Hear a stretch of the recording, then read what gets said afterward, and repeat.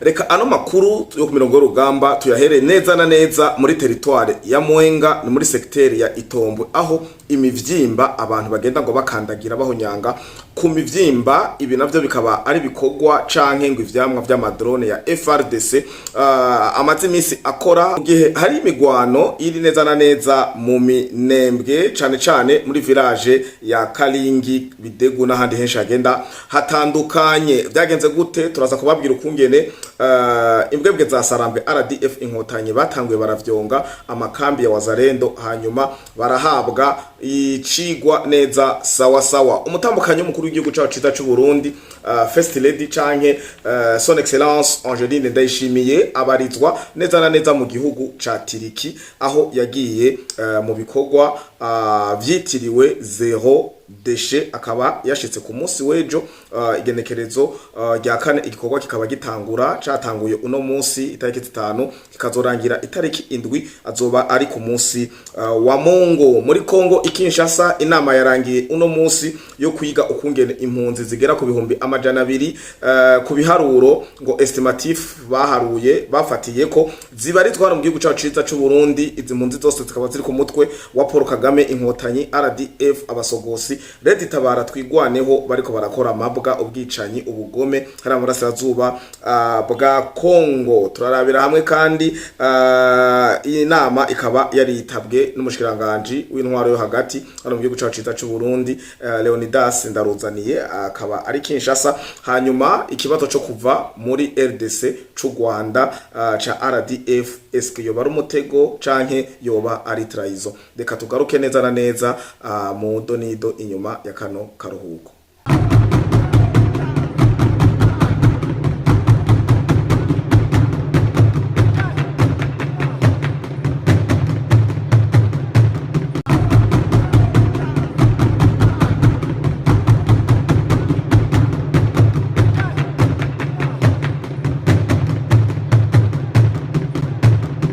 Ikaze mwiriwe na mwaramutse bakunzi ba Flohi Podcast TV nkuko bisanzwe ndabaramukije.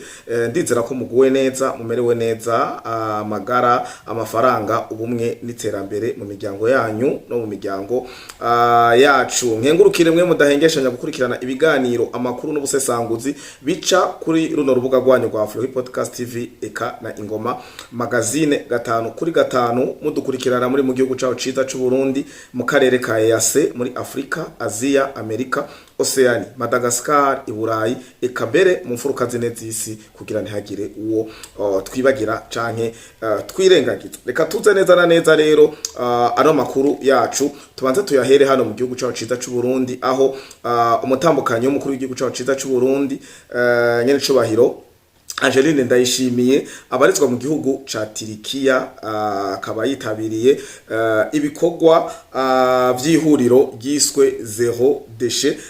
Byo bikorwa navyo kaza kubera mu muji wa Istanbul. Biba uno munsi ngira kuri no mwaka tuko turakora kino kiganiro kumvu z'amasaha anyuranye byo bita GMT hariya bo batanguye ibikorwa ariko nimumenye ko ibikorwa ari byo yitabiriye mu gihugu ca Tirikiya bikaba bibera mu muji wa Istanbul. Ibikorwa bikaba byatanguye no munsi itariki 5 bikazorangira igenekerezo gindwi azoba ari kuwa Mungu itariki 7 z'ukwezi kwa gatandatu uyu mwaka turimwo w'ibihumbi 2026. Tuje rero muri Kongo neza na neza. Muri Kongo niduhera handi duhere mu nama igira kabiri yo bari bamaze iminsi bari ko bariga ukungene impunzi z'abanyekongo zababa canke ngo de chiffre estimatif bakoresheje ngo zigera ku bihumbi 200. Nivyo bivugwa muri yo nama by'abakongomani bahungiye mu gihugu cyacu ciza cy'u Burundi. Iyi nama rero ikaba yarimwo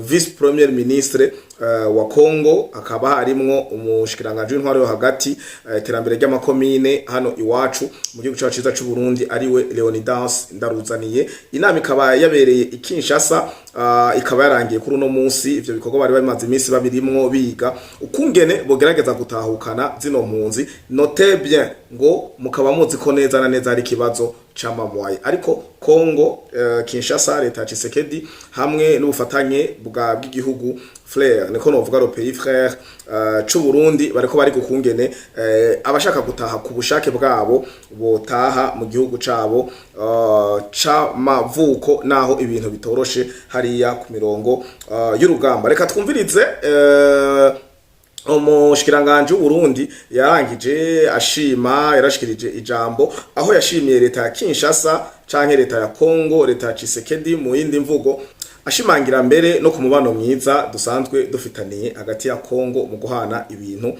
n'uruja n'uruza rw'abantu. Uko niko bimeze. Kadukurikirane gatoyi Leonidas Ndaruzaniye yari yaserukiye igihugu c'u Burundi muri ivyo bikorwa muri iyo nama. Amatugaruke tubandanye ibikurikira.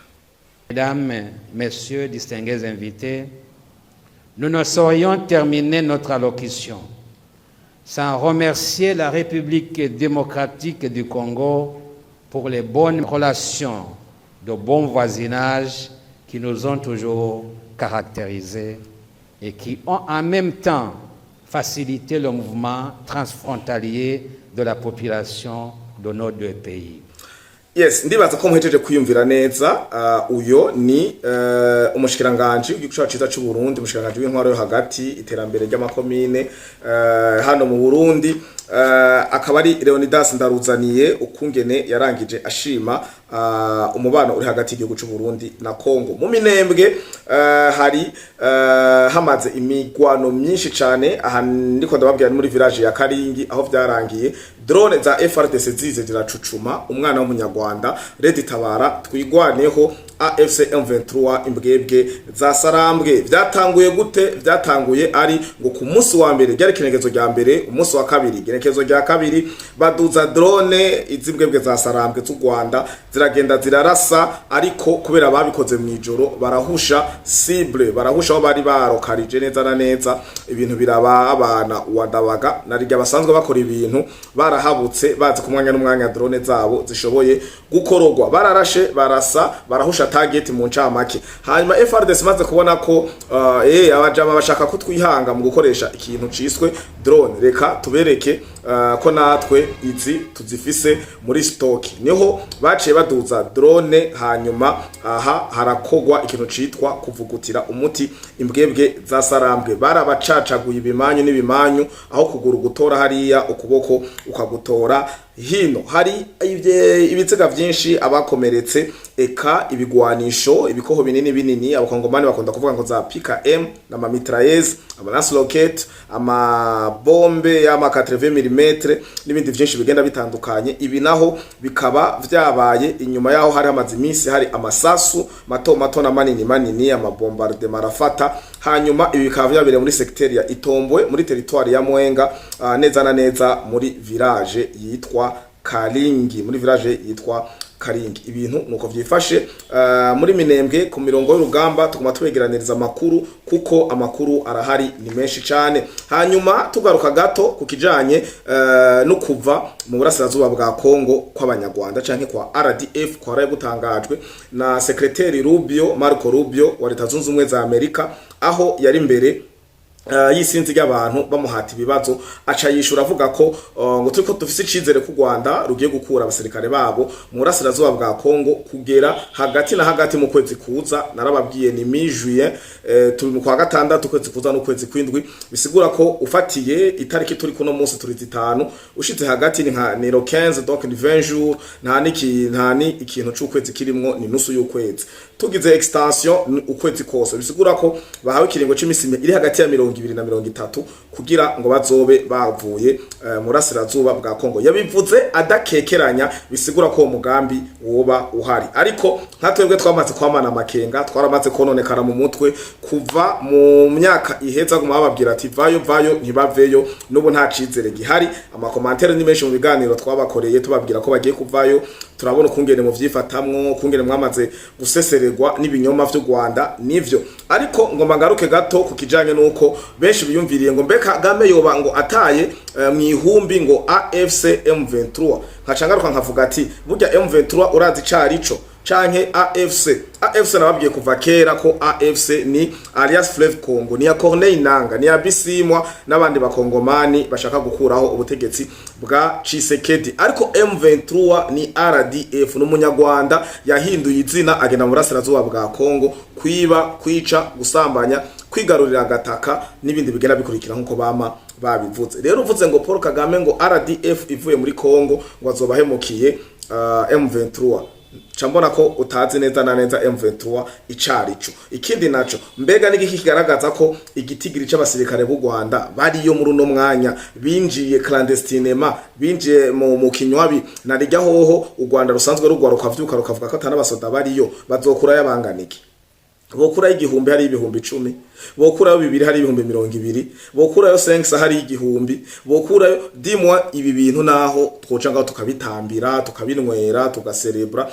Nta nyishu irama bitanze, ahubwo umuntu yovuga ati M23 iravuye intambara iraheze, aho no tworara turaserebwa kuko twosanga twageze za hariya Goma hehe n'ahandi hesha agenda atandukanye za Minembwe duserebra agacupa mu maboko tuninahaza, abandi bafite amasabufa amabafure kugira radio ntizibazimane bagenda amajoro n'umutaga. Ariko kuvuga ko RDF ivuye muri Congo nta kintu kidasanzwe kirimo, kuko ntituzi igitigiri cizo mbwebwe za RDF ziriyo, kuko kenshi ndakunda kuvuga imbwebwe ntimubitahure biyise intare, ariko maze kuyita intare ugasanga nturi intare, uba uri mbwebwe neza na neza. Rero izi mbwebwe zasarambwe zivuze ko zivuye mu burasirazuba bwa Congo, nta munezero numwe munini uriyo, kuko ntituzi igitigiri kire exact, ntituzi ko bazonavayo. Mbe bogira ko bariko barirotira bagakata, ntibabikoze kuva kenshi. Uvira ntibaduhenze, Goma ntibaduhenze, Bukavu ntibaduhenze, mu tuntu twose tugenda dutakwanya Ruvunge Sange hose ntibaduhenda, bagaca biyambarira imputu z'igisivile. Dimo nta confiance nimwe tugifise,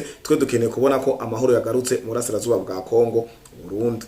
Ibisigaye ngo murumva biriya na biriya ngo bagiye kuvayo, ibi jewe ntavyo nemeranya navyo. Reka turangirize neza na neza rero kuri no nkuru yuko umukuru w'igihugu cy'u Burundi n'abarongo y'amasengero yipfuje ko hobaho gukura umwana w'umurundi mwibarabara.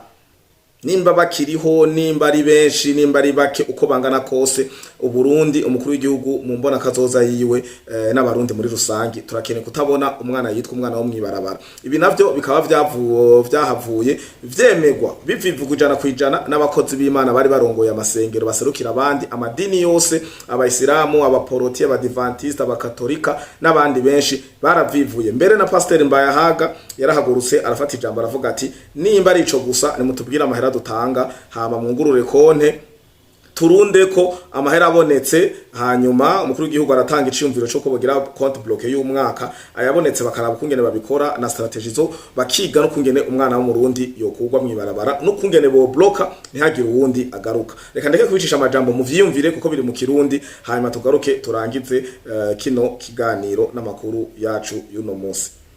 Jengo badukora igikorwa c'Imana kabisa. Abana b'igihugu tubakure mwibarabara, twumve ko arabada mu miryango, twumve ko turi mu muryango umwe. Abo bana bariko barasanzara arabi igihugu nabi wacu. Uza turavuga leta, uwo mugabo yitwa leta nta muzohurira ngo muhane bwake.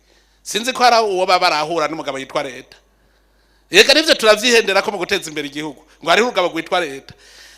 Jewe muzo mutora ubwa mbere ngo amumpere mwiriwe ndamutumye urazoca umumpera bwake ni mwahura.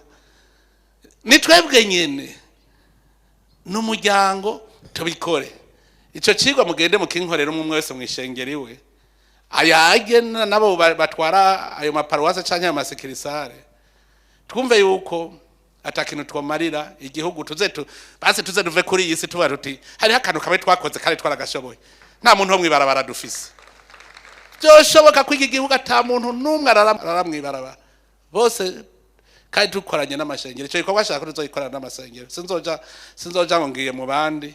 Turabe tugikorane neza, tucubake, tugire abo bantu abazoba bajeje kurera abo bana tubahembe, hama duce tuzibira ntagiye abandi bana basubira kuvuka baja mwibarabara. Abo tuba sohore tubarere twebwe nyene nko mu muryango w'u Burundi, tubarere tubasohore bashike mu bigero bikorera ivyabo nabo barondera ubuzima, hanyuma twazibiye ntibibandanye biba.